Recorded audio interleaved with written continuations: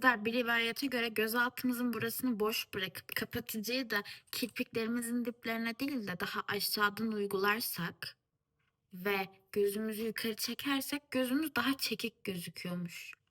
Deneyelim. Bir de kapatıcıyı üstte üstte yapmamız gerekiyormuş. Ben Naskita'nın bu fırçasıyla uygulayacağım. Light'ın 135 krem rengi bendeki şu an kullandığım kapatıcı. Böyle yukarı yukarı uygulamamız gerekiyormuş. Yukarı bakmamız gerekiyormuş. Dağıttıktan sonra hemen pudrayla geçmemiz gerekiyormuş. Pudra olarak da Yves Rocher'in şu pudrasını kullanacağım. Kendi pudrasıyla kullanmayı sevmiyorum. Maskita'nın pudra süngeriyle kullanacağım.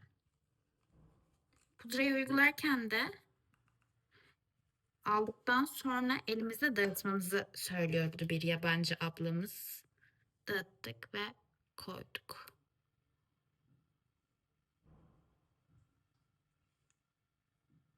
Güzel oldu.